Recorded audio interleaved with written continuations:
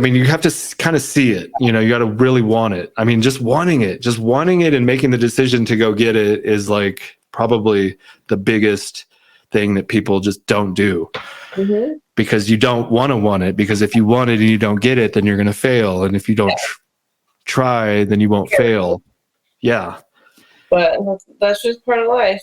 It was scary doing my first pro fight, but I wanted it and I did it. That's that. And new lightweight WBC Women's International Champion, Chelsey Anderson. Thank you for joining me. Thank you for having me. Yeah. You know, I've interviewed a lot of champions on this show, and it's really cool to be able to get into the mind of someone who's done it and like see what it takes to get there. So that's kind of why we're having you on here. I really appreciate you coming on. Yeah, of course. Are you in Yorba Linda? I am. Most people have never heard of it. I heard of it. I grew up in Southern California, and I heard of it. I don't know that I ever went there. I think maybe we played some of your teams in like high school or something. Esperanza. Probably. Yeah. I played basketball, and it's been a long time, so I don't really remember exactly. But how does it feel to be the champion these days? It feels good, but you know, it's the international title. It's kind of like the first step to world title. I see. Okay. Well, see, because I'm not like totally familiar with everything about like boxing. I know that you guys were swanging, you guys were banging on that in that last fight, and you had her rocked in the 8th. Yes. Kind of like I was thinking like Leon Edwards and Nate Diaz. Yeah. I don't know if you follow. I do. Okay. I have 3 dogs, by the way, so they're a little crazy. I have 3. We have 3 dogs also. Come here. This is a little brat, so the Barker. Is that like a greyhound or something? No, I don't know what she is. I think she's a mix of something. Okay. Maybe a greyhound and Chihuahua. Yeah. Anyway, so yeah, this WBC title, it's, you know, boxing has way too many titles, but also it's kind of going away for us because it gives us a chance to win. I'm gonna go grab it. It gives us a chance to win a belt. Totally. It's something that I'll have for the rest of my life. That's awesome. No, that's amazing. Yeah, I think a lot of people don't know about that you get to keep the belt. They think you have to give it to the next person. Wow, that is nice. Very nice. Yeah, we get to keep the belt. I think if say like someone were to like win the belt, then they mail them a new belt. So you don't take someone's belt away from them. You get mailed a new belt. Yeah, that's pretty cool. Because I would want to hang on to that. Right. I mean, the UFC is doing something different now with the gemstones on the, so you don't just stack belts. I guess like Anderson Silva had like 15 belts. Yeah. Because every time he won, he got a new belt, and that's crazy. Yeah, that's too many. That's too much. Yeah. So, I mean, I saw the first picture I saw with you was with Dana White. Yeah. So. Is it just because you were fighting on Fight Pass or do you? Yes. So because of that promotion, I've fought for them 3 times, but that promotion, they made a deal with UFC Fight Pass. So they also have the guy, Callum Walsh, who's like the main event of all the cards. Oh, okay. He is like, I don't know if he's being like co-promoted with Dana White, because sometimes I'll be watching like a UFC broadcast and then I'll see like, oh, Callum Walsh is fighting on UFC Fight Pass. So I think they're kind of promoting him. So that's why Dana White was there. But, yeah. That's pretty cool. Yeah. I mean, just to get I'm not all about energy, but like we think about how the universe is like vibrations and energy, and what you think about, you bring about, and the law of attraction and stuff. And like the fact that you're right, there with the dude that's like at the pinnacle of fighting basically, right, or whatever promotions, and it means you're like doing something right? Yeah. Well, the first time he came, I didn't know he was coming, And I like walk out to go check out the ring, and then I see his name on the chair, and I was like, holy shit. It made me like so nervous. I'm like, it's like Dana White, Deontay Wilder, Luke Rockhold, and I was like, because I've never like really fought in front of anyone before, but wow. you know, my own people and people in the crowd. But someone like that, I was so nervous. But he's so cool, and it was, you know, it's really cool when he's there. He was at an event we went to, and everyone was like circling around him, and he went and took pictures, and I could have gone and taken a picture. One of the people at my table ended up actually getting one, and I was like, damn, I didn't know it was gonna be that easy. He just went up and got it. Like the line moved real quick, and I don't know, but I'm not like, I didn't want to be like that, I guess. No, but he's so cool. He took pictures with everyone. He stopped and said hi to everyone. So yeah. He's like, that's what you got to do. I mean, I went to an event like this weekend. It was called the Smoke Out Bug Out, and it's kind of funny. They had these 4 guys smoke an ounce of weed in an hour, and then have to answer all these philosophical questions. And I was a judge, and the event was really funny. But getting there, people are like, "Are you the Sheath guy?" Because we sponsored the host podcast, and so people that listen to the podcast know about Sheath, and then they knew who I was because I was wearing a Sheath shirt. And so, but it's like, hey, it's cool, like, it's nice to meet you, and thanks for like supporting our brand and stuff. It's, you got to be cool, and it's really kind of like flattering. Have you had any of that kind of experience, since? Not that much, but it is like, say I went and watched, like when the promotion had a fight, I didn't fight, I don't know, and watch, and people come up to me, or if I go to like any like Orange County events, a couple people, and it's always like, it's so like weird. I'm like, oh, nice. Like, sure. Yeah, exactly. Like, so like it's weird feeling. It's cool, but it's like I used to be the one like trying to find boxers at events to go take pictures with them. Yeah, exactly. It's life is strange. It's very, it's ups and downs, and nobody starts at the top. That's like one of the things I think people want these days is maybe like instant gratification and just give me the money, or, I want to be a star. But I mean, how long have you been doing this? So, I mean, I started like boxing when I was 21, but at that time I was like drinking a lot and just, going through a bunch of stuff. So I never really went. And then when I got sober at 22 years old, I was playing ice hockey for fun and boxing. So, I was boxing 2 or 3 times a week and playing ice hockey, and just kept doing that for a few years, not thinking anything of it. Like, it was just exercise and fun. Mm-hmm. And then I did like a couple smoker fights at my old gym. Wow. And then I was like, that was so fun. Like, I want to do that again. Wow. So my boxing coach at the time was like, hey, look, if you want to actually fight, like, you should go try this coach, Bobby, in Laguna Beach.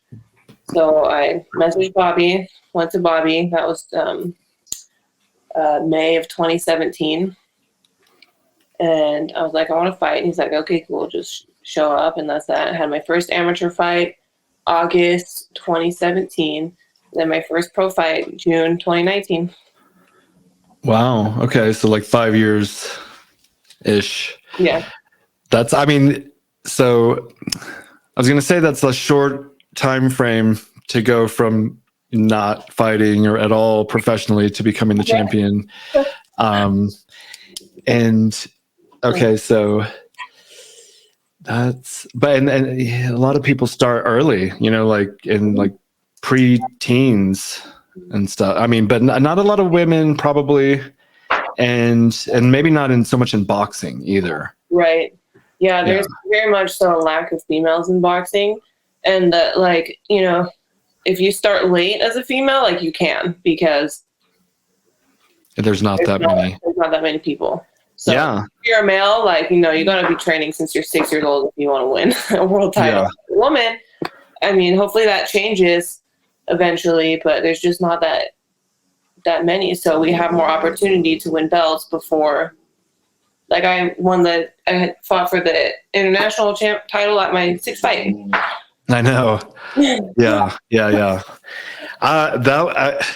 That was funny. The poster for your guys' fight, I felt a little bad for the other girl because I was like, did they pick that picture on purpose or? I picked it. Okay. I did to them because I want this photo. So I don't know if she's going to look scary, but yeah. Everyone made comments about it. I'm like, oh, that's what she wanted, so. Yeah, that was kind of funny. I was like, okay, she looks like a little crazy. Pretty nice. Very, very nice human, though. So. Yeah, and it was a good. I mean, she fought her ass off. You guys were like the cardio for that to be able to make it to the end of the fight. You know, it's like, tell me about that, please. So while I'm in the fight, right, like everyone's like, it's so close, and I was like, how? I know it was. I obviously I got a little tired because yes, that was like I've never had a fight like that before, just like throwing a lot like that much because I'm usually just like pick my shots, whatever. So yeah, I was a little tired, but like she kept missing. Like it looks bad because she's throwing a lot, but I had no marks on my face. I didn't get touched. Like wow, yeah, a lot of the punches. So in my mind, I'm like, but she's not landing, and they're like, well, it looks bad because she's throwing more. Yeah, it was a little closer, but I know I'm like I miss. Like I wasn't getting touched. I saw you at the end when they were like calling out the scores, and there was like a little bit of uncertainty as to whether or not you won. You know, yeah, I kept getting told like it's too close, it's so close. So I was like, you know, like I was like, but it's funny because before the 7th round, you know, my coach Bobby in front of me, and he's like, okay, you're doing good. And then the other coach Chu was like, no, fuck that. You need to go out there and take these last 2 rounds. And I'm like, oh, okay. So like those like last 2 rounds, I think saved me that fight. Okay. Yeah. And I was cool. I was watching it this morning and, you know, and you rocked her. You were catching her and you did seem that you were like slipping her punches pretty good. Right. Yeah, no, I hit her like there's a couple times when I in the 7th and 8th round where I hit her so hard and I was like, oh my god, how did she like still standing? There was one, I think it was the 7th round. It was a cross I landed. You could actually see Dana White's face in the corner, like, and then she held on to me so hard. I was like, you know, so she was just tough, and I like you should have seen how bruised my hand was after. I couldn't believe like how tough she was. She was a lot tougher than I thought. Yeah, you have good like technique and stuff. You had like your uppercut. You got a nice uppercut and like a right hook type thing going on. Are you right-handed or left-handed? I wasn't paying attention. Yeah. Okay. Well, it was an entertaining fight, and obviously you're doing something right. So keep doing that.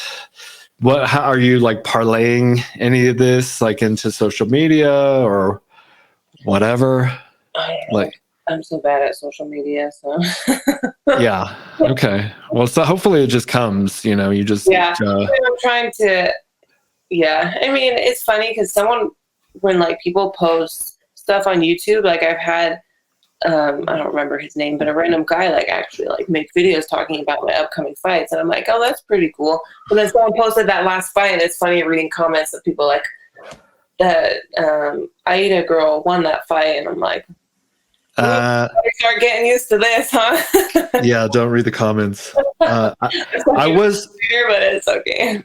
What? Say that again. I'm such a comment reader, but like. Oh. Yeah. People have a right to their own opinions because I've done that too with fights. He didn't win that fight. Like, it's just part of this. Totally.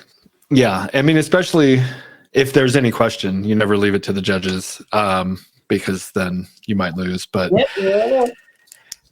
it was an entertaining fight. And in the pre-fight interview, you were talking, you mentioned like this is a business and, you know, we need to like show up and fight kind of in like an entertaining fashion. And so I really that's a good attitude for me as a business owner. I like when the fighters know, well, no, it's a hard, okay. You're selling, you're fighting, but you're selling shit. There's all those, the banners and on the canvas, all the advertisement, and like those people need a return on their investment. And when you show up like some Conor McGregor shit or whatever, I guess he's like still the best example, even though he's fallen off so hard. I can't even really watch videos of him anymore. I'm like, damn, dude, he used to be like on top, and now he's kind of like cringy a little bit. Yeah. But he made people a lot of money, and that's something you can do. But it's like, how do you do that? Yeah. Boxing definitely is different because no one really, like, female boxing isn't at a level where everyone wants to watch it. So I know I have to go in there and like be entertaining, not just like only look good, but also be entertaining, or else no one's gonna want to watch. Right. If you look at the top female boxers like Clarissa Shields, like not that many people either, like if you're like a casual, like know who she is, but not that many people want to watch because just women's boxing is just like they say, oh yeah, there's no knockouts, it's like 2-minute rounds. Or if you're a boring fighter, then no one's gonna want to watch you.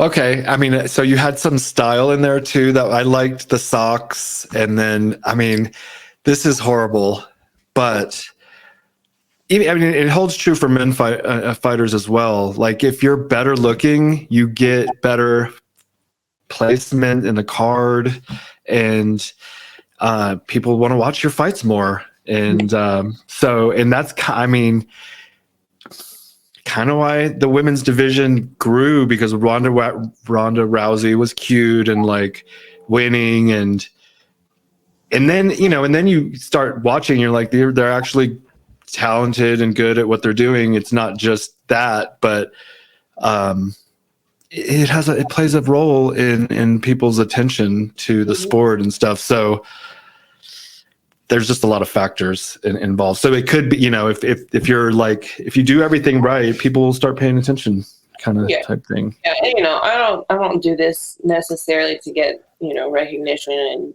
fame and attention. Like I just love fighting, and the rest of it that comes with it is great. Yeah, I imagine it's like a fucking rush, like, right? Yeah. Have you knocked anyone out? Because I haven't like watched all your fights.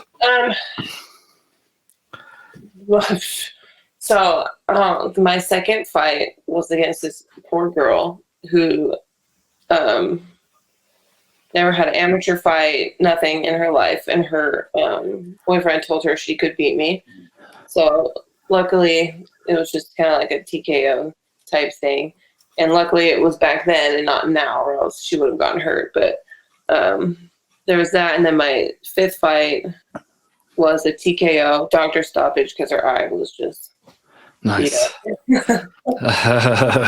So I mean, off with the 2-minute rounds, because just say my fourth fight against Elvina White. Her name was Elvina White. She was like a top prospect. I wasn't supposed to win that fight, right?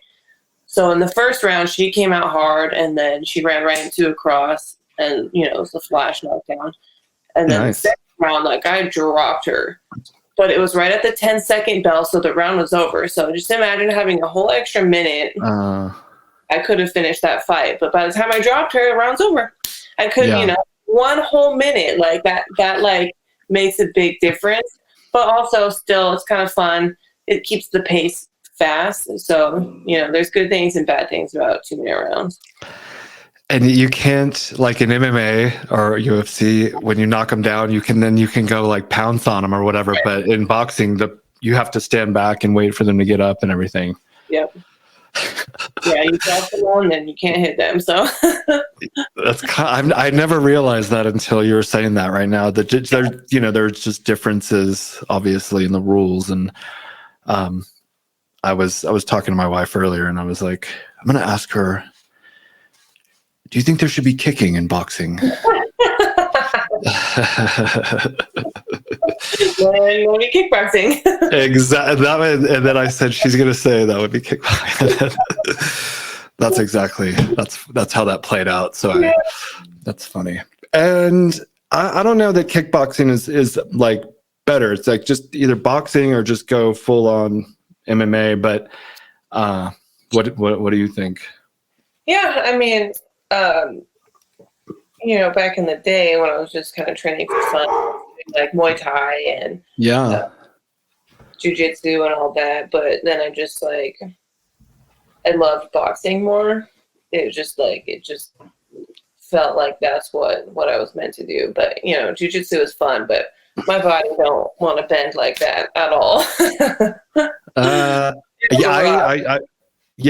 mean, I train and I've done all the kickboxing. Didn't really love it, but also I think it was my coach or whatever. I've done sambo and jiu-jitsu and and when I found boxing recently, it was the most fun just because you get to I like the combos and the calling out the numbers and it's kind of more cerebral than people think, and so it's just a really good, it's great exercise, and it's just fun to it is fun.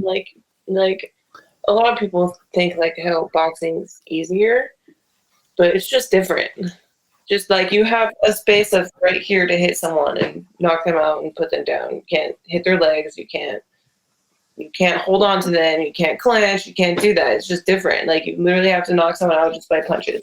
That's it. Yeah.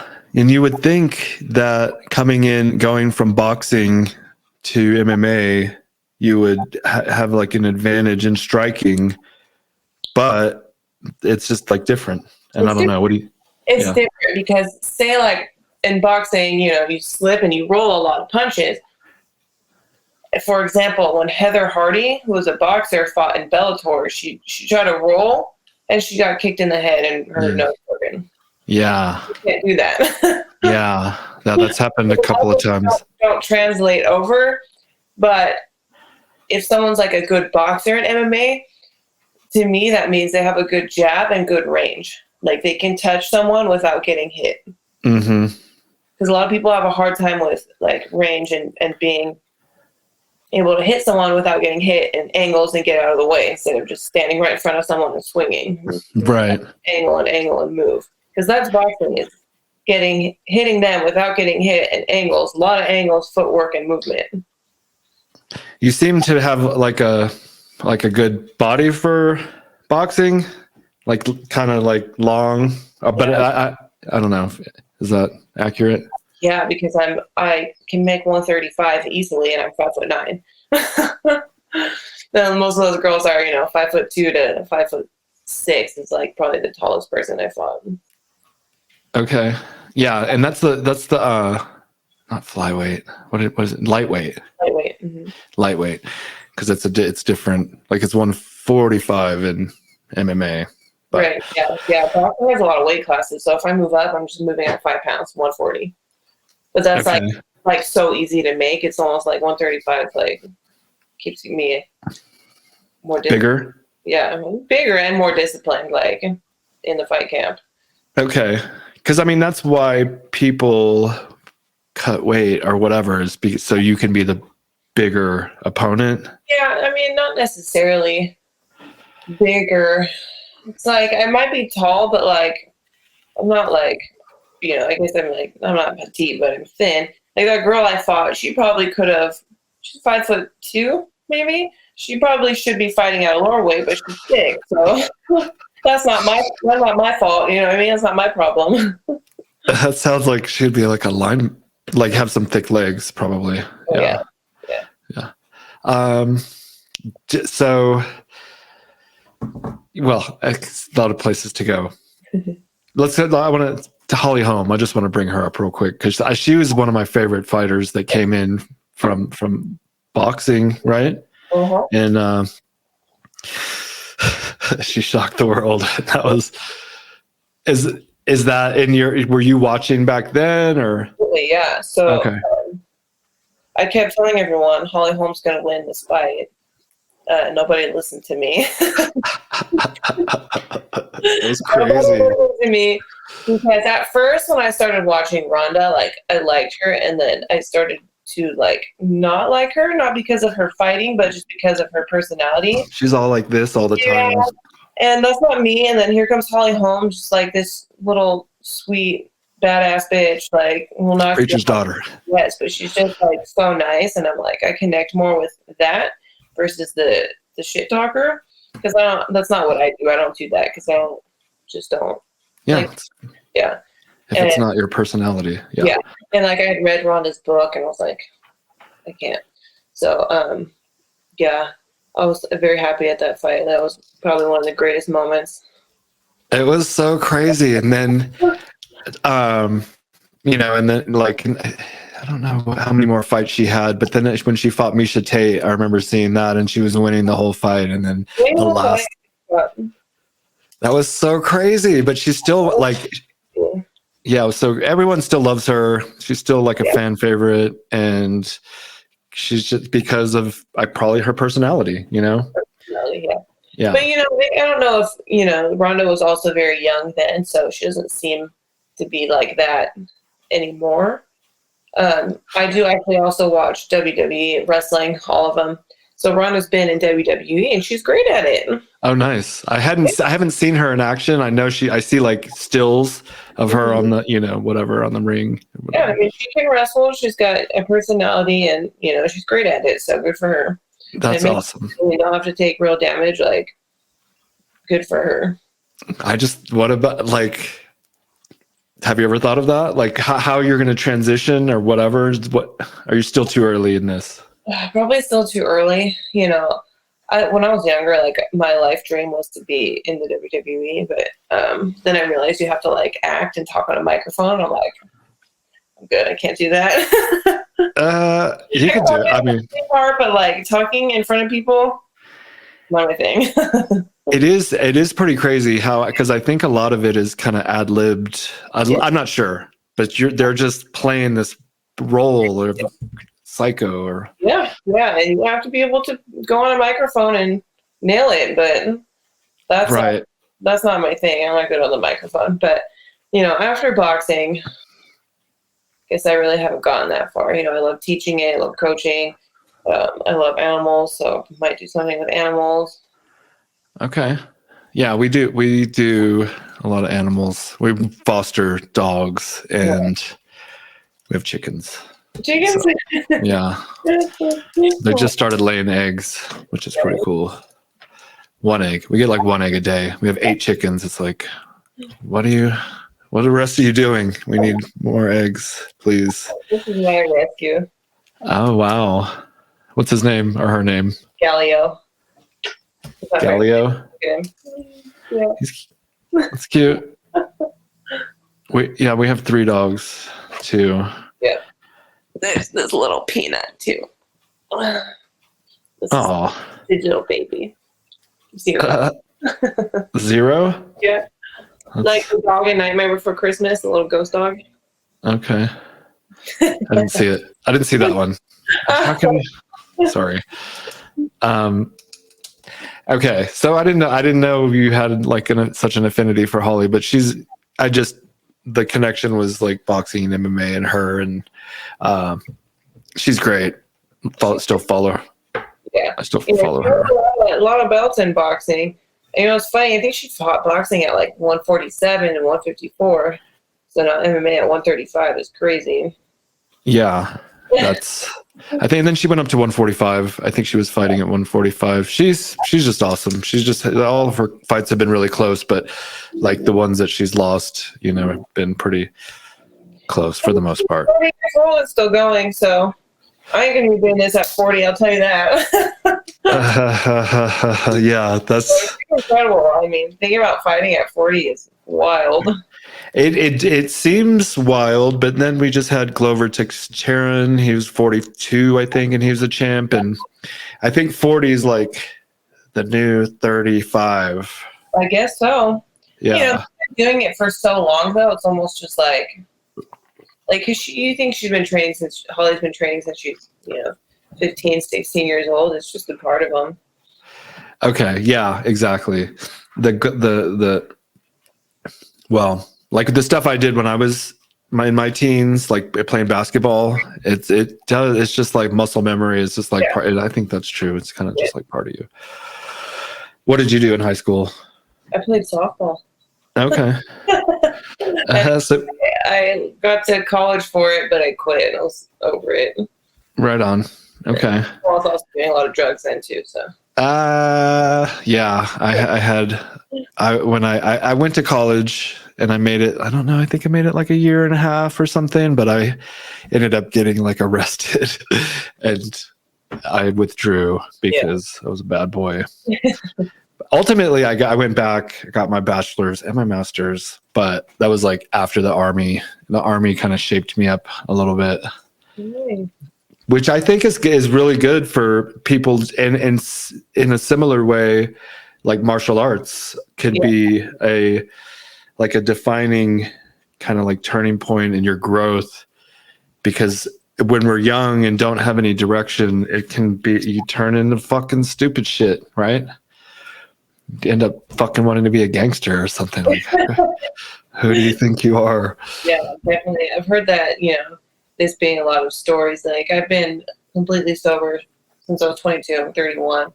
But you hear that a lot, like, boxing or martial arts, like, pulls someone out of their hole and keeps them sober, keeps them out of trouble. It's just a very, like, constant story, but that's just a testament of what this sport does for people. I love it. I think it's great. I think everyone should practice some sort of martial art. I don't care if it's fucking like Tai Chi, like movement but the combat aspect, I've never sparred with anyone boxing. Yeah, I have. And I got knocked out real quick. Not knocked out, but like it was in the army. And we had what's called like combatives, and I was super into it back then. This is like 2006, 7-ish. But we put on all these pads and like this whole get up and like the head, whatever protection. And then he hit me like one time, and it was like, why did we even put on all these pads? Headgear doesn't save you from being knocked out. Yeah, I mean, I didn't get knocked out, but it was just like one hit and I was down. Mm-hmm. I think I'm better. I would be better. I'm better at like jujitsu and like wrestling type stuff, because you can be a little slower and just like grab people. But I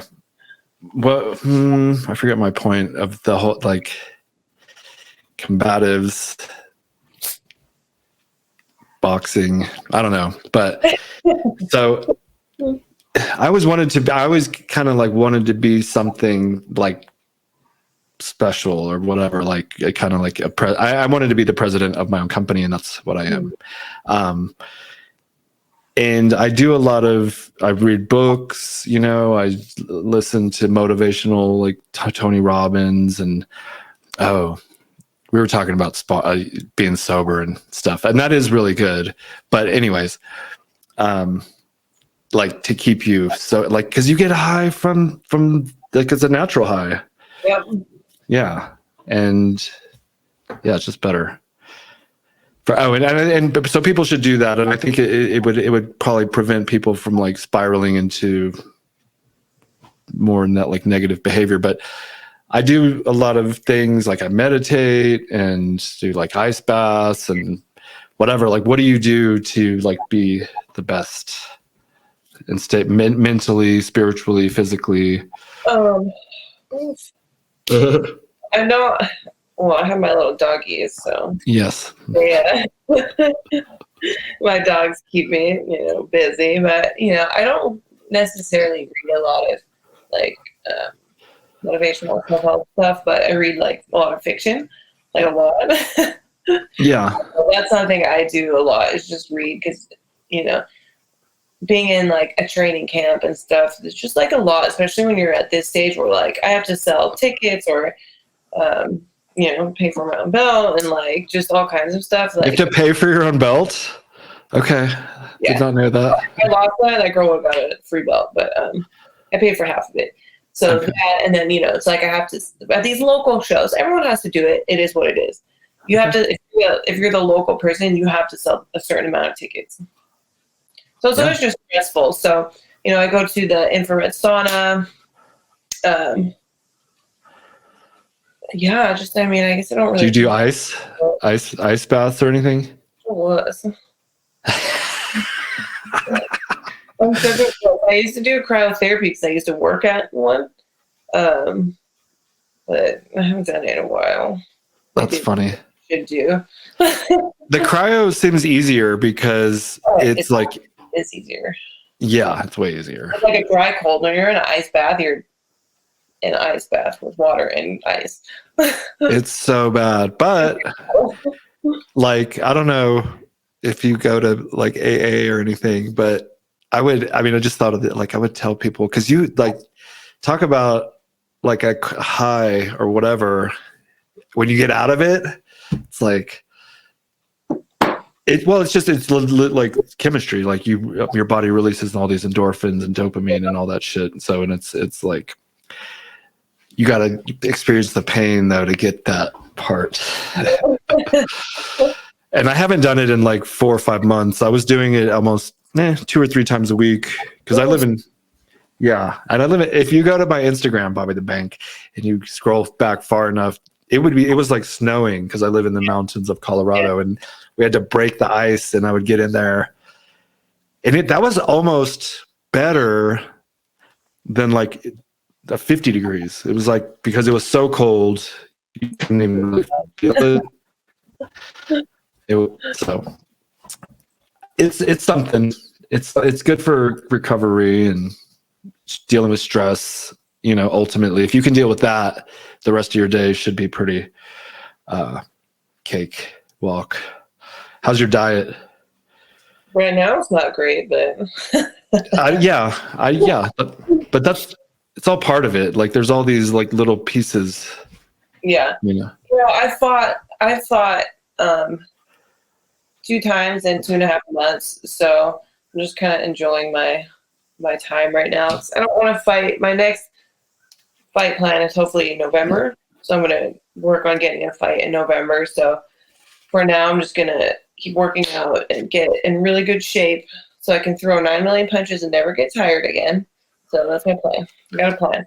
So eating my calories, going to the gym, working out hard, and getting myself ready to go into another fight camp. Do you like Sylvester Stallone?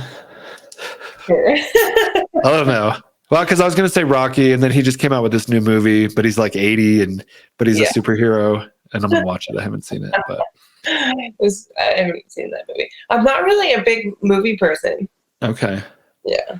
I'm not either, but they're like, it's because it's like a good Harry Potter.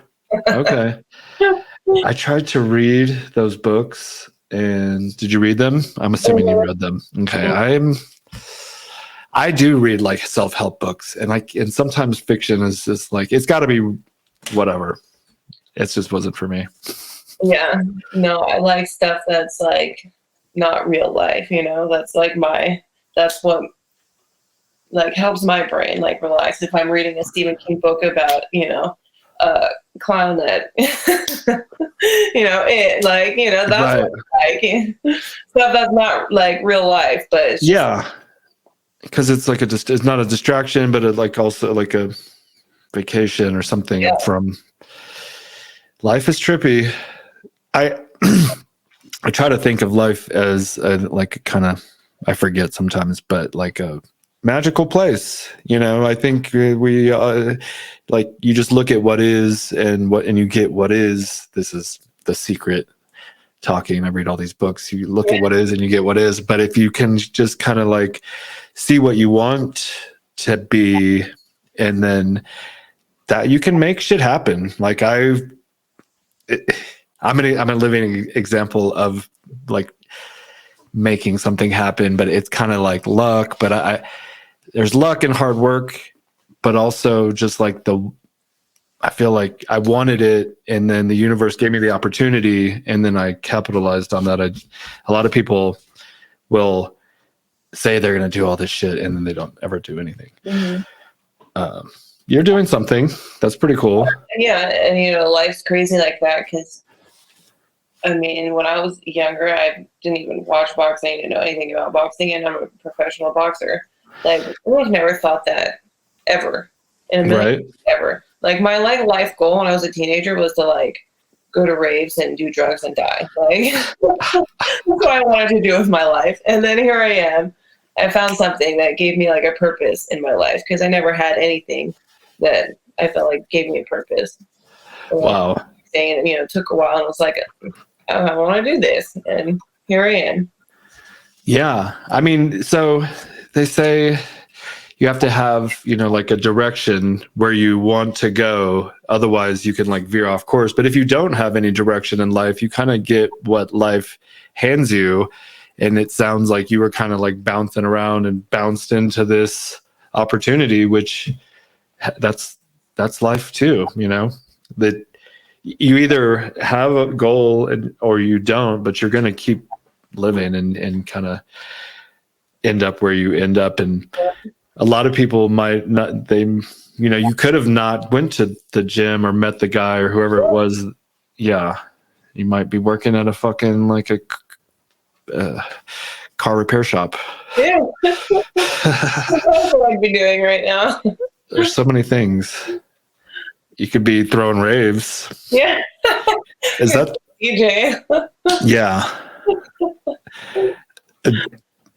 Did you do music or whatever? Did you play music? No. That was just my like crazy meth brain thoughts of Yeah. I don't even like listen to that kind of stuff anymore. I'm like back at my rock roots. So okay. Yeah. I was wondering if it's good music though, like the EMDR. Is that what it's called? Yeah, no. EDM something. EDM? EDM. Yeah. It's cool.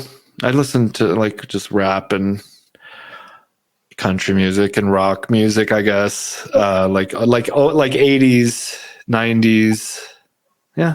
I like pop. When I was younger, I was like, a little goth kid listening to like Screamo and going into mosh pits, and so that's what I like. Is that, and did you grow up in Yorba Linda then? Uh-huh. Okay. So you've been there the whole time. Yeah. Is that where you want to like stay? No. I mean, not forever, but like for now I'm good. Yeah. How far is that from the beach? It's like 30 minutes. Okay. Yeah. Is it? Okay. I lived in like Huntington Beach and Tustin and Garden Grove. Yeah. So you're one that's like, it's like right before Corona on the 91 going towards Riverside. So it's like the last city before you head to Corona. My brother lives in Temecula. Oh, yeah. Is that far? Yeah. Okay. 60 miles probably. Okay. Well, but not close. Yeah. Has traffic gotten any better? Oh no, it's getting worse. Okay. Yeah. It's horrible. Yeah. Well, I thought with like COVID and stuff. No, when you know, in the middle of COVID, it was like crazy how empty it was. It was so nice, but now it's back to normal. Okay. Nobody cares about COVID anymore here. Good. Yeah. That shit was a fucking scam. It was so crazy, but it was nice. It was a nice little vacation for everybody. I guess. Vacation. They couldn't fight for, you know, I could be 10-0 right now, but I couldn't fight for. I didn't fight for almost 2 years. Oh wow, that's a good point. Yeah. See, so that kind of like held up progress. Yeah. In that time period, I got a lot better because I still worked out. So kind of worked out anyway. Nice. Yeah. I mean, it just ruined the entire world economy, but just aside from that, it was okay. Well, good times. Yeah. I mean, we had SHEATH had its best year in 2021, and every year before that was like every year was our new best year, and we would double every year, and then we doubled again in 2021, and then this year it's been just like flat, which is great. I mean, it's fine considering we're in a recession. It's like, good thing you're in business and you didn't go out of business like so many businesses did. And we're working with all these cool people, champions. Have you seen, like, I interviewed Brandon Marino on this podcast. If you're watching this right now, what's that? Brandon Marino? Yeah. I mean, twice, and I met him, and I've held the belt. That was really cool. Yeah. But I get to have these conversations with these people, and it's really a cool situation to be in, because I pay you guys, and then you have to come on here and entertain me or whatever. Yeah, we love to do it. I appreciate it. Next time you do, like, the cool thing about being an underwear company also is, like, and working with fighters, is you have to weigh in your underwear. Yeah. And that's why we started doing it, is because it's like, they fucking weigh in their underwear. It's perfect. Mm-hmm. And so it's great advertising. We'll get you, we have a bunch of different, we have like boxers and cheekies, and I think we just, I don't know what exactly, if that's the only thing we sent you was the red bikinis, but you were like, well, we have other stuff we can send. Other stuff. I wore the red because my outfit was red, but you did send a bunch of stuff. Oh, I did. Okay, good. Okay. My outfit was red, so I was going all red. Okay. Power. Red is power.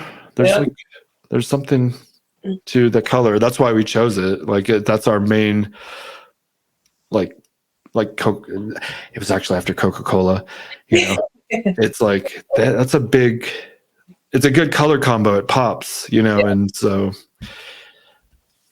that's why we picked red. And people seem to like the branding. We're very lucky because, you know, I came up with the idea. Do you know, like, you only have the women's pair? I'm assuming we didn't send you any men's pairs. No, but you can. I'll give them out. Do you know, like, there's like a pouch on the inside? Yeah, I have seen that. I keep telling guys, like, hey, I got a pouch in there. So it's nice. A lot of guys like it. And so so I had the idea for that, and the idea is one thing. That's cool. But then when we came up with like the name and the branding, and we've just gotten really kind of lucky with a lot of the people we've worked with, which it's all just things that I was already into. I was already into watching, you know, fighting, and I listen to podcasts and comedians, and then so we sponsor these people, and like, I'm listening to the stuff that we're sponsoring, and I'm watching the fighters we sponsor, and so it's kind of like, it's a win-win. And then you guys get something out of it, you know. It's like, you could just give, this sounds horrible, you could give money to charity, or you can give money to fighters. Yeah, especially someone like me, I'm in my beginning stages, so having something like this, like, it like really helps me. And yeah, like, I'm in my beginning stages, and especially with boxing, it's very like hard to be seen too. Mm-hmm. Because right. It's not, you know, it's not like a UFC fighter where hundreds of thousands of people can turn on the TV and watch you. Like, it's hard to be seen. Yeah. Well, just keep, you know, you got to think positive. You got to read these books, The Secret. And I did read that a long time ago, actually. Well, there you go. And yeah, just that one now, I think, right? Say that again. There's more, like, they keep writing more of them. Yeah, there was like one called the Moses Code, actually, that was like a sequel to that, and it was pretty good. It was about like frequencies and stuff, but, you know, it all kind of actually goes back to this other book called Think and Grow Rich by Napoleon Hill. It was written in 1910, and he interviewed, you've heard of that? Yeah. Yeah. I recommend that, on like too much to the point where I don't do it that much anymore, but like, I recommend you read Think and Grow Rich, because it just like shows, it kind of just boils down it's not even like, they're just like characteristics, they're traits, there's things you can learn there to do things in a certain way to be successful. Because you don't have to be like tall or smart, even like that smart or like that good looking or whatever. There's just, well, there's a lot of principles, but you have to kind of see it, you got to really want it. I mean, just wanting it and making the decision to go get it is like probably the biggest thing that people just don't do. Mm-hmm. Because you don't want it, because if you want it and you don't get it, then you're going to fail. And if you don't try, then you won't fail. Yeah. But that's just part of life. It was scary doing my first pro fight, but I wanted it and I did it. That's that. See, and you don't have to read the books. A lot of people, are successful and they kind of have these natural tendencies to just go above and beyond. And addicts, it's kind of funny, have they're like really ambitious. I think they want something more, and then you're going to that thing for the thing that's more, but you're really just like misguided energy. What's it like? Have you heard like criminals are like very smart people? Like, imagine if you put all of that work into something else. Exactly. Doing whatever you're doing. Yeah. Like you're, instead of putting all this energy into these scams, do a legit business. Yeah. But I don't know. It's probably like that for like me trying to find drugs. The thrill of it too. Well, and I sold. Yeah, that's why I got arrested. I was like selling weed and coke, and like I was trying to be something special, but it was misguided. Like I thought that was a good idea, which was not a good idea. Right. Yeah. Because you can't win. You can't win. No. You either get addicted, robbed, arrested, die. Nobody makes it to the top and like has like a golden parachute at the end of the journey. Yeah. You're dead or in jail. Yeah. So all you people out there, young kids, don't sell drugs or do drugs. I would say not, because especially if you're already kind of like happy. It was kind of funny. I was like doing well. Like I didn't need to smoke weed. I moved to a new town, or actually back to my old town where my friends were all like had started smoking weed.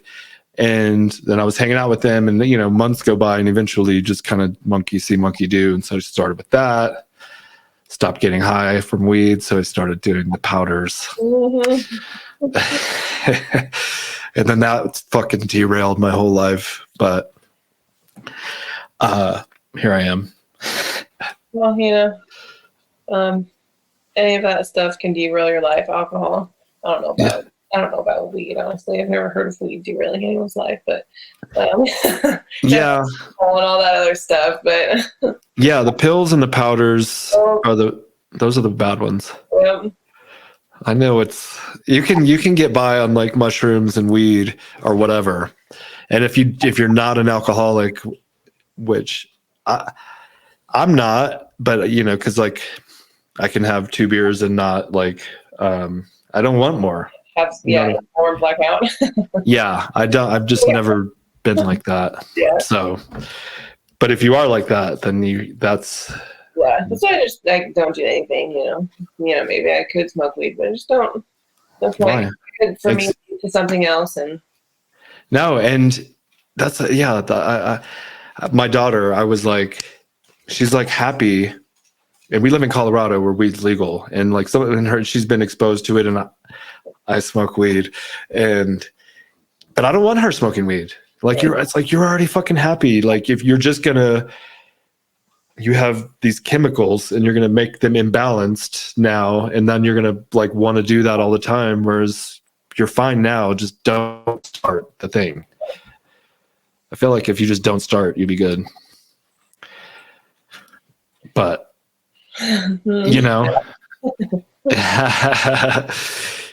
because then you get like this fucking Juul. I have this Juul right here, and if I hadn't started with the Juul, I would have smoked the Juul. Yeah. It's annoying. I need to go on like a sabbatical to an island and just like food and water, sun, beach. No, like it's so easy to access, like these things. And, if you don't think you have a problem or whatever, it's just like, oh, I'll just smoke a little bowl or whatever. Yeah. If you're, aware of it and you just want to, smoke your jewel or smoke your bowl, then you got one life, Yeah. Well, I need to get, I keep saying I need to get my life together. It's like, but it is all the time. There's always something. Yeah. It's always something, the loose thread. And I'm always trying to get better also, like make improvements. I like progress. And if you're not making progress, it's hard, well, for me to be like happy. It's like I feel like I'm not making progress. How do you feel about that? Yeah, just kind of take everything. It's like the AA slogan, one day at a time. Mm-hmm. I want to have a bad day. Gonna have a bad day. Gonna have good days. Gonna have great days. Gonna have shitty days. Just one day at a time and just go from there. Yeah, that's a good group. I think that there's, it's interesting. I mean, like I've been to AA a bunch of times, and if you're gonna be sober, you should probably go into AA, because then you have a group of people that are doing it with you and support you and kind of like understand what you're going through, and you can talk to them. It's really, I've always found it really nice. Yeah, I don't really go anymore, but when I first got sober, almost every day. Yeah. Like really, like, having a sponsor and just working through a lot of my shit, like it really changed my life. So it definitely is good for. Who is somebody just popped on here? Is Darnell? Do you know who that is? Yeah. Okay. He's just checking in. That's Mystic Black MMA. Okay. Yeah, that's okay. Good. I appreciate him setting this up. It's really cool to be working with you. I'm really happy that you won. I'm hoping that you can continue to go on and keep winning. I will try. The goal is, so let me explain this belt a little bit. So having, WBC is like a big, organization. Yeah. So this belt basically puts me in the rankings so then I can get that world title shot sooner than later. Yeah. The goal is Katie Taylor. Katie Taylor. Okay. In November or? Gosh, I need a couple more fights. Okay. So she's holding it? She's holding the belt you won? Yeah, all belts, all of them. Oh, wow. Okay. And at 135. Okay.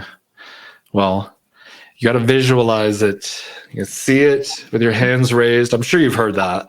Yeah. I do that to my fight. All I think about every single night. Okay, good. Nice. Okay, good. Because, Henry Cejudo was doing that and before his fights, and he would like reenact the whole thing, like actually act it out, walk out to the ring, put your hands up, and have the announcers say, and the new whatever champion. And that's where I think like the magical aspect of this world still exists. And it's kind of like praying or meditating or visualizing what you want to happen. Maybe write it down, like a spell book. And then it's just, I think it increases the odds of it happening if you kind of do these things. You can kind of just want it a little bit or go for it. But if you do these extra little things, I feel like it's more powerful. So that's my advice to everyone coming up trying to do that. That's like I think a big thing in combat sports is visualization. Yeah. You want to see how you're gonna do it, and just put that in your head, and always having your hand raised at the end. Yeah. Yeah. And then there's just something about muscle memory with regards to that also. But the books I've read or like The Secret, they're just like, just visualize the outcome. You don't have to worry about how you're going to do it, just that you're going to do it. And then the rest will kind of unfold. But I'm sure there's plenty of people that read The Secret and they're all still losers. LOL. So that's the catch. It might all be bullshit, and I don't know. So give it a shot. It works for you. Exact. Yes, that is the exact truth. Mm-hmm. I mean, I live in my own little fantasy world, and if it works for me, it works for me. It's not going to work for everybody, but I see people that have done it, and like I'm reading these books about people who have done it, and I'm kind of just like, do what they did. Your coach, and we're going to wrap it up here very shortly, but like if you didn't have a coach and you had to learn it all by yourself, you wouldn't progress as fast because I don't know what I'm doing. Exactly. Yeah. And then you have to figure it out, and it'll take you 10 years instead of 2 months or 2 years or whatever. So look to the people that have done it in the past, like do what they did, that's. Yeah. And like, listen, a lot of people like, put your ego away and listen and take direction in anything in life. 100%. Yeah. That's it. It's simple as that. You don't fucking know everything. Listen to people that do and have done it. I've done it. Yeah. Yeah. Because they're not full of shit because they literally did the thing that you want to do. So that's it in a nutshell. Just, because the point of doing this is not only to have great conversations, but to kind of like show the way that I did it. Because I'm not anything special. But we're doing really well as a company, and it all started with just like an idea, and I just want other people to know like that they can do it too, type thing. And so that's what this is about. Thank you, Chelsey, for joining me. Of course, thank you. I appreciate your time and conversation. I hope you have a great rest of your week, and we'll be in touch. All right, send Darnell some underwear. Yeah. If he doesn't have any, we absolutely should have done that already. I think he would love them. I'm writing that down. Send Darnell some underwear. And also, I think your handle was just like Chelsey Anderson. Chelsey May, yeah. Chelsey May. Chelsey with 2 underscores, MAE. May. Yeah, May. Why? What is? My boxing coach Bobby just started calling me May, so I didn't have a nickname, so that was that. It's a good name, Chelsey May Anderson. Okay, thank you. See you later. Bye. Okay, bye. That is how you do it, ladies and gentlemen. We interview champions on the Robert Patton Global Podcast channel. That's Chelsey May Anderson, WBC International Women's Champion of the lightweight division. You can go check her out. She just said Chelsey_May on Instagram, and you could see her. She was like rocking the sheath, weighing in and whatnot. So we appreciate that. Check out her fights on YouTube. Just look up Chelsey MMA or Chelsey Anderson boxing, and go to sheathunderwear.com. Sheathunderwear.com. Use promo code RPG, and you can save 20% on your next order. The next interview is going to be Elijah Smith. It's Gilbert Smith's son, and he just turned professional. So we'll be dropping that next week. Thank you so much for joining me. We'll see you next time.